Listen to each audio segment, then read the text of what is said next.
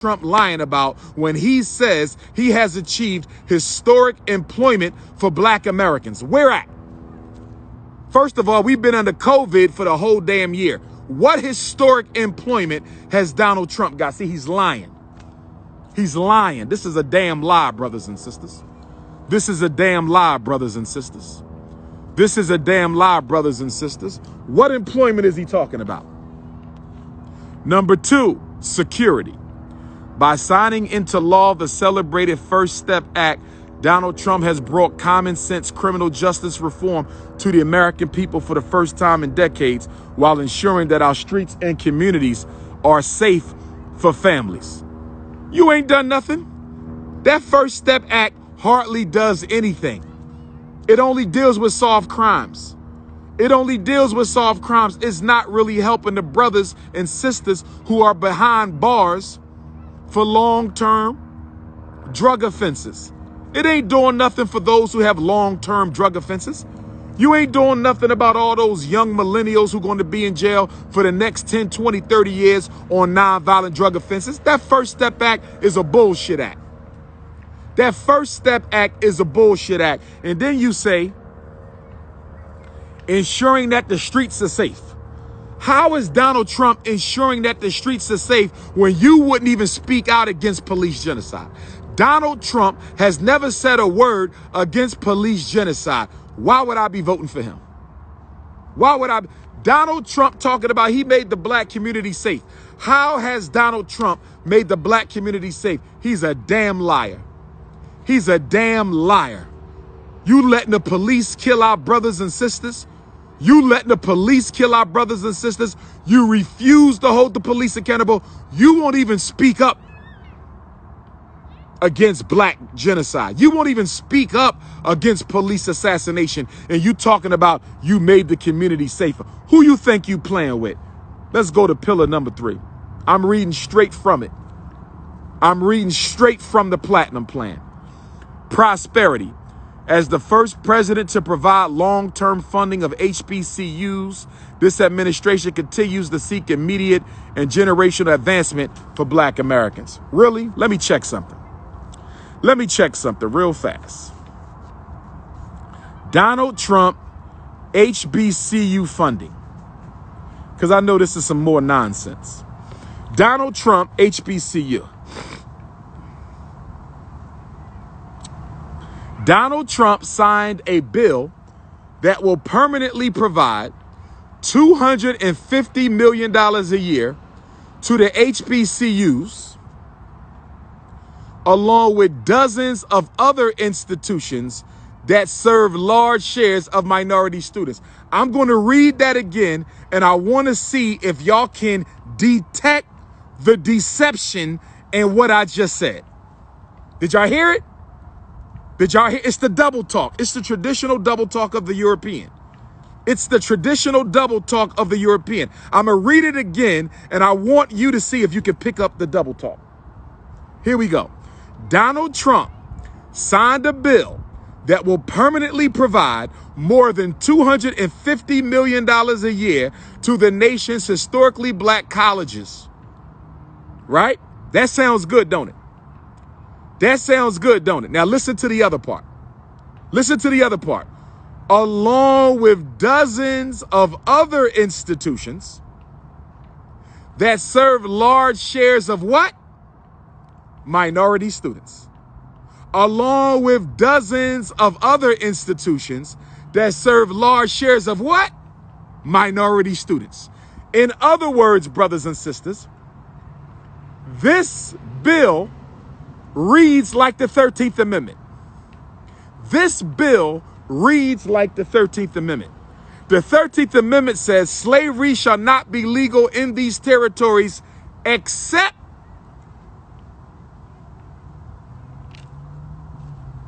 slavery shall not be legal in these territories except as a punishment for a crime.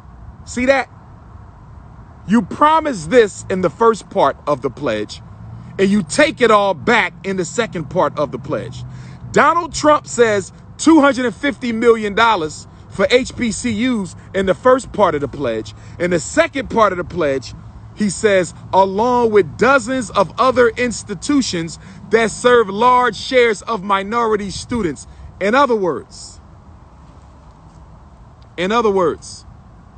that $250 million can go to white schools. That $250 million can go to white schools that serve blacks and other non-black minorities.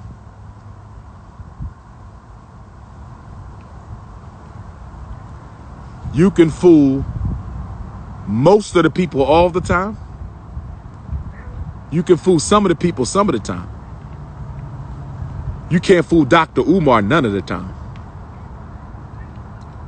You can fool most of the people most of the time. You can fool some of the people some of the time. You can't fool Dr. Umar none of the time. He's going to give that money to white universities. He's going to give that money to white universities that serve Hispanics, homosexuals, women, and other non-white people. That's why you got to do your research. That's why you got to do your research. He's not helping HBCUs. He's looking like he's helping HBCUs, but by using the word other institutions in minority, by using the words other institutions and minority, by using the words other institutions and minority, he's able to take that money and give it to whoever he wants. It's just like the 1964 Civil Rights Bill when they added the word gender and sexual orientation. The 1964 Civil Rights Bill looked like it was for black people. The 1964 Civil Rights Bill looks like it was for black people. But then they added the word gender and sexual orientation. They added the word gender and sexual orientation into the 1964 Civil Rights Bill and took it all and gave it to women and homosexuals. I'm just stating the fact. Now let's get back to the platinum plan. Let's get back to the platinum plan. Fairness, as demonstrated through his actions to initiate investment into opportunity zone, as well as address health disparity, wage gaps, and necessary education. Opportunity zones ain't nothing but gentrification zones, Donald Trump. You're not fooling me. An opportunity zone ain't nothing but a gentrification zone, Donald Trump. You're not fooling me. An opportunity zone is nothing but a way for Donald Trump to give rich white men a lot of money. An opportunity zone is nothing but a way for Donald Trump to give rich white men a lot of money, and then those rich white money will give a couple black contractors some crumbs. He's calling that black empowerment. He's calling that black empowerment. The opportunity zone ain't nothing but a gentrification zone. The opportunity zone ain't rebuilding the black ghetto. The opportunity zone is turning the black ghetto into a white suburb. The opportunity zones is turning the black ghetto into a white suburb. The opportunity zone ain't nothing but a Negro removal program. It's a gentrification zone. Opportunity zone ain't nothing but gentrification. And then he says he's addressing health disparity. How has he addressed health disparities, Donald Trump? Somebody tell me. What has Donald Trump done to address health disparities for black people? Somebody tell me, did I miss something? And then he says wage gap. Donald Trump has done nothing to address a wage gap. He's done nothing to address a wage gap. And he says education reform. I'm top 5 most influential black educators in the world. I'm top 5 most influential black educators in the world. Easy. Easy. What educational reform has Donald Trump brought to black America? Has he reformed special ed? Has Donald Trump reformed special ed? Has he reformed suspensions and expulsions of black boys? Has he reformed ADHD, entrapment? Has he reformed the pushing of drugs on black boys? Has he reformed white teacher racism? Has he reformed educational funding? What has Donald Trump done to improve the schools? He has done nothing. He has done nothing. I don't want to be president of America, but I love to be president of Black America. Let's keep going. And then over the next 4 years, let's talk about what he's. So those are the 4 things he claims he's done. We've just proven he's done none of it. Those are the 4 things Donald Trump has claimed to have done the past 4 years. We know he's done none of it. Now let's talk about what he's going to do the next 4. Y'all ready? Let's talk about what Donald Trump says. If black people vote for me, I'm going to do these 12 things over the next 4 years.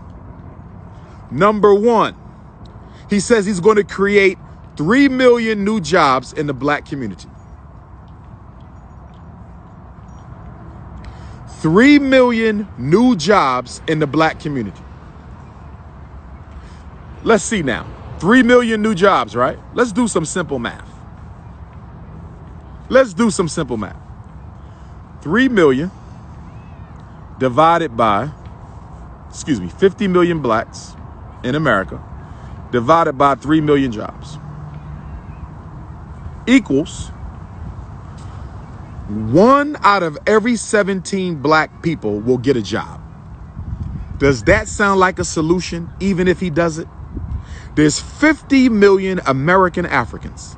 Donald Trump is promising 3 million new jobs over the next 4 years if you vote for him.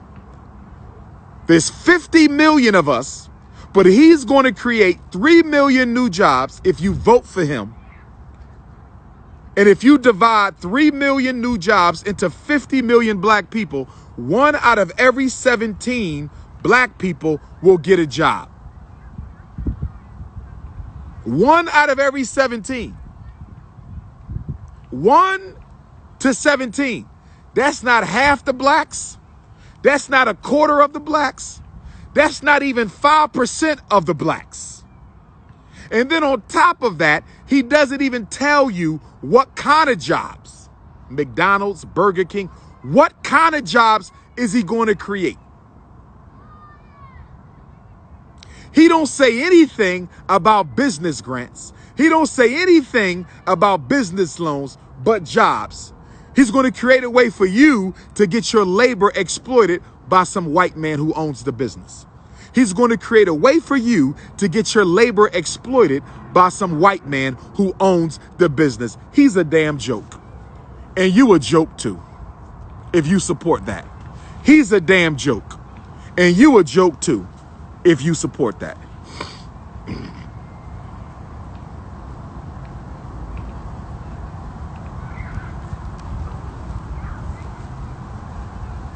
I'm not Trump or Biden. I believe in real system.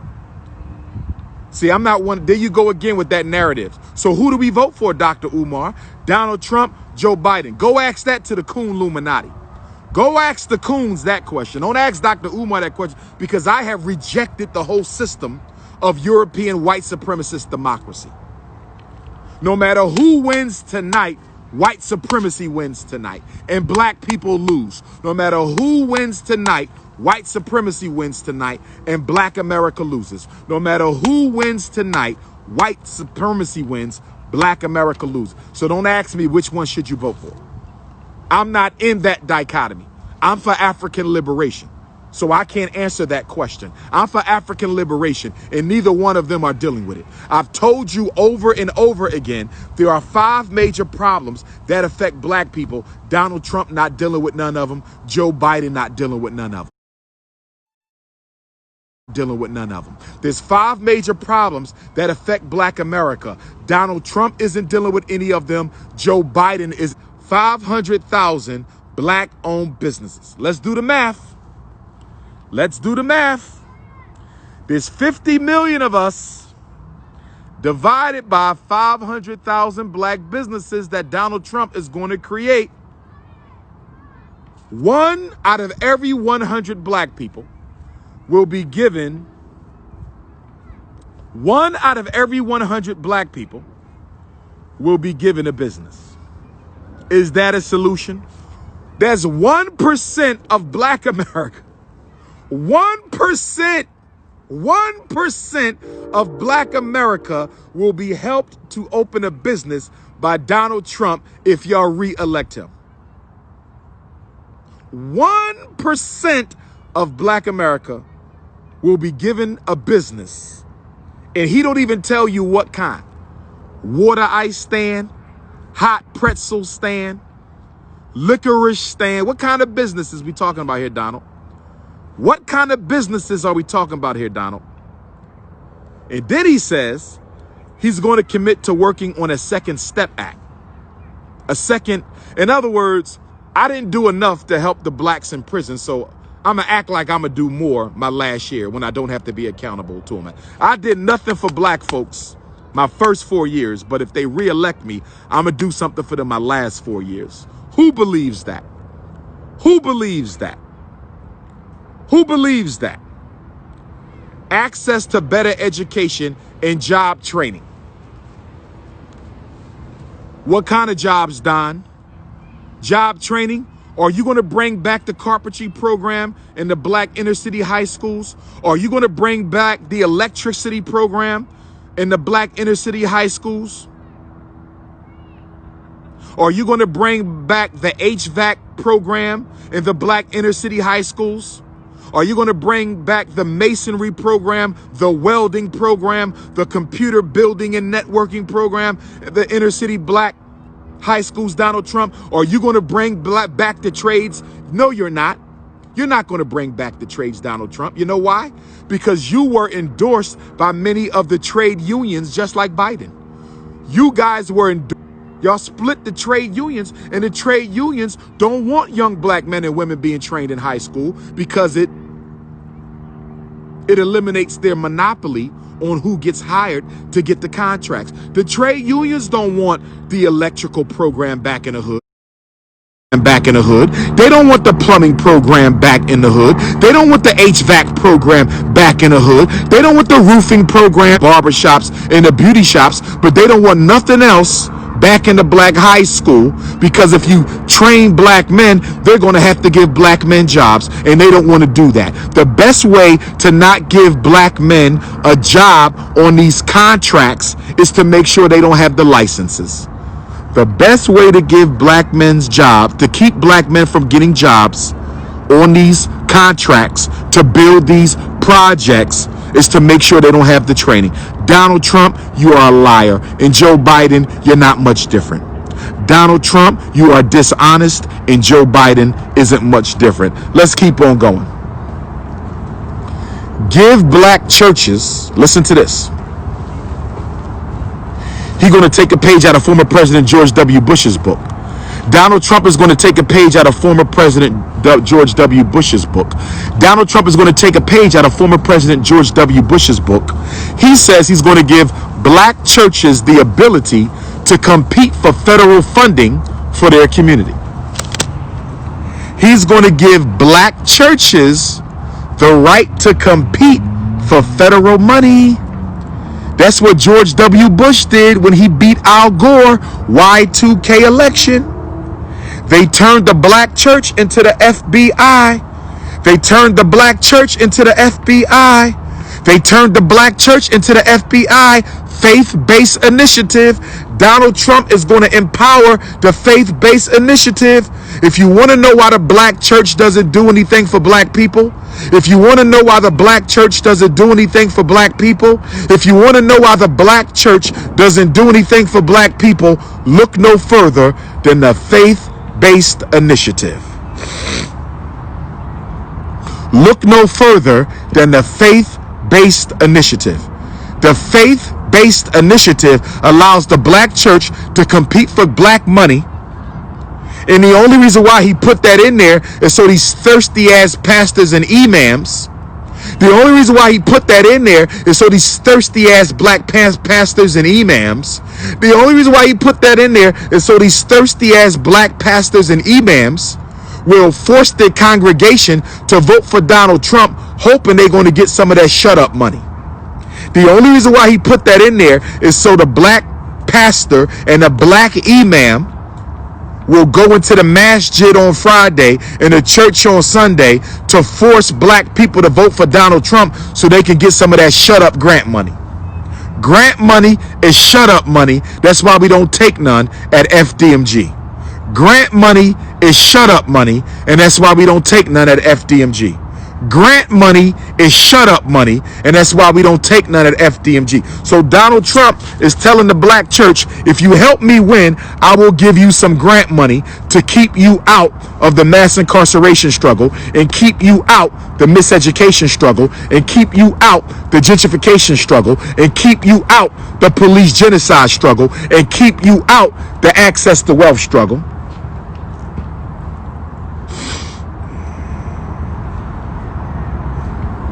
And then he says he's going to bring better health care to the black community, but he has no plan. And then he says, listen to this. He even threw ADOS and FBA a little bone. He even threw ADOS and FBA a little bone. He even threw the agents, distractors, opportunists, and saboteurs and the fraudulent black American groups a little bone. He said he's going to create an immigration policy that protects American jobs. He's going to create an immigration policy that protects American jobs. So with that, he's telling black America that we're going to keep black Africans out the country so you can have jobs. He's telling black America subliminally,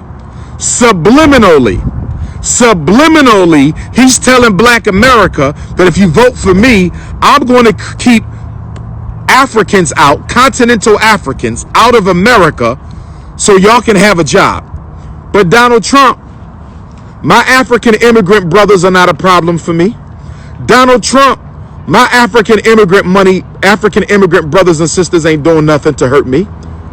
You ain't said nothing about keeping the Mexicans out though, did you? You ain't say nothing about keeping the Mexicans out though, did you? You ain't say nothing about keeping Mexicans and European immigrants out the country. You only talking about black folks. You only talking about black folks. You only talk about black folks. You ain't say nothing about the Mexicans. You ain't say nothing about the Chinese. You ain't say nothing about the European immigrants. Get out of here with that shit. Take that to the ADOS people. I'm a Pan-Africanist. All for one, one for all, united we stand, divided we fall. Take that to them with that bullshit. I'm not into no African American tribalism. I'm a Pan-Africanist. Take that shit over there to them. Next, he says he's going to advance home ownership and enhance financial literacy in the black community. He's going to enhance home ownership and financial literacy. We don't need no damn home ownership. We need protection from the police and economic empowerment. We don't need no damn home ownership. Home ownership is not a top 10 black America problem. Middle class Negroes, do you realize that black America is struggling to pay their rent? Do you realize black America is struggling to pay their rent, and you talk about some damn home ownership? And y'all using the damn home ownership loans just like y'all use the student loans. Y'all using the home loans the same way y'all using the student loans. What did I tell y'all before? What did I tell y'all before? What did I tell y'all before? I said they'll give you a student loan, they'll give you a car loan, they'll give you a home loan. They'll give you a student loan, they'll give you a car loan, they'll give you a home loan. They'll give you a student loan, they'll give you a car loan, they'll give you a home loan, but they're not going to give you a business loan. Because the home loan going to keep you in debt, the student loan going to keep you in debt, the car loan going to keep you in debt. The home loan going to keep you in debt, the student loan going to keep you in debt, the car loan going to keep you in debt. Business loan will liberate you, so they're not going to give you that. Business loan will liberate you, so they're not going to give you that. Business loan will liberate you, so they're not going to give you that. And then the last thing he says, onshore manufacturing jobs and develop opportunities for black-owned business. So he's saying they're going to bring back the jobs that they start taking out the inner cities back in the 60s before they dropped the crack epidemic on us. Donald Trump is going to bring back the factories in the black inner cities that they closed down in the 1960s and 70s before they dropped off welfare and crack. Donald Trump is going to bring back the manufacturing jobs, the factories in the inner cities that they shut down in the 60s and 70s before they dropped off welfare and crack. That's what he's saying. He's going to bring back the manufacturing jobs. Here's the problem. If they've already gentrified the black community, who you think going to get them jobs in the factories when the factories open back up in the inner put together? The 5 largest white landowners own more land than all of black America put together. Let me say it again. The 5 largest white landowners in the United States own more land than all of black America put together. And you Negroes is worrying about Black Friday and Christmas. When you got 5 white folk who own more land than all of black America put together. You got 5 white folk who own more land than all of black America put together. You Negroes should be ashamed of yourself. My last statistic for the day, then I'm going to wrap it up. I hope y'all found this beneficial. It's the most important scholar on the most important day for some black people. This is not the most important day for me. What is the most important day of the year for black America, for Dr. Umar? What is the most important day in black America for Dr. Umar? The most important day in black America for Dr. Umar is the day we get organized economically and politically. The most important day of the year for black America, according to Dr. Umar, is the day we get organized economically and politically. That's the most important day for black America, according to Dr. Umar.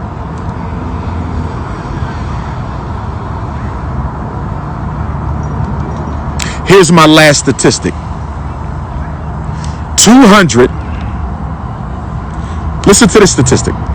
According to The Economist,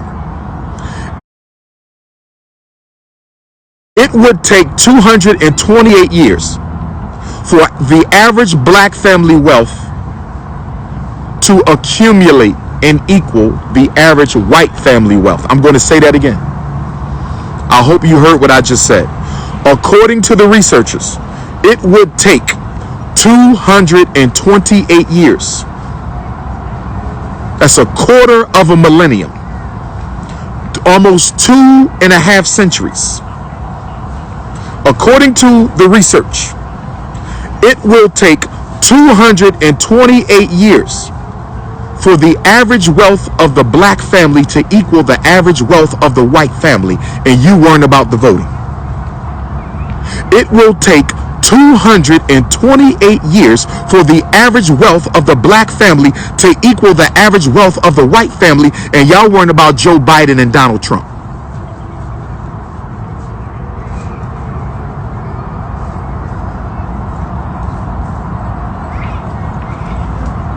It will take 2.5 centuries for the average wealth of the average black family to equal the average wealth of the average white family. 228 years, and the only solution that the cool Illuminati, Negro aristocracy, black bourgeoisie gatekeepers, the only solution that they have for you is to go vote for a white man. That's their solution to that. Their solution to that is to go vote for a white man. That's their solution.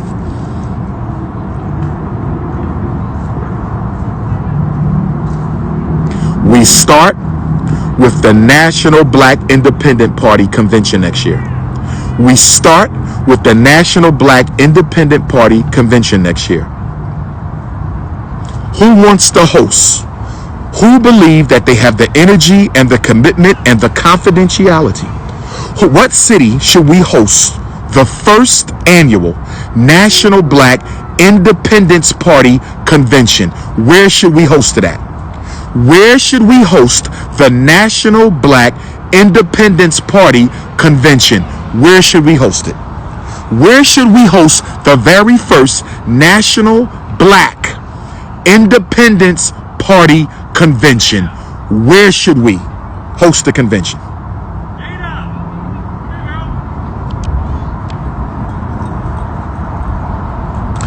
Brothers and sisters, I want to close out by saying this. I'll be damned if we go into next year, year number 402. I'll be damned if we go into next year, year number 402, the same way we went into the previous 401 years. The National Black Independent Party is coming. I'm going to need some people I can trust. I'm going to need some brothers and sisters who ain't jealous, who are not easily provoked to jealousy, who are not gossipers, who are not slanderers. I need serious black women who don't have to compete with other black women to feel secure about themselves. I need serious black men who are not insecure by Dr. Umar being out front leading the charge. I need some elders who are not control freaks. I need some elders who are not control freaks, who don't think they have a right to dictate how we do things. I need some serious black people to help me organize the National Black Independence Party convention next year. We're not playing. This is not a talk fest. You join the party, there will be membership dues that you will have to pay. You're going to represent the party, you're going to run for office, you're going to follow the party platform, or you will get the Ski Mask Club. You want to run for office and use our platform? You want to run for office as an official candidate of the National Black Independence Party? You're going to follow our platform, or the Ski Mask Club will come see you. There will be a Ski Mask Club. There will be a Ski Mask Club. Don't think for 1 minute you're going to use us, get in office, and betray us. I promise you. You think the Italian mafia was something? Wait till you see the Ski Mask Club. Don't play games with us. We coming, and we coming strong. For Sisters Only podcast, for any of the sisters out there who want to join the Dr. Umar for Sisters Only podcast, is $9.99 a month. First episode is dropping this week. First episode is dropping this week. $9.99 a month, auto pay. You could text me for the link to sign up for the For Sisters Only podcast, exclusively for black women. First episode, sex is not a cure for depression and loneliness, black women. First episode, sex is not a cure for depression or loneliness, black women. First episode, sex is not a cure for depression and loneliness, black women.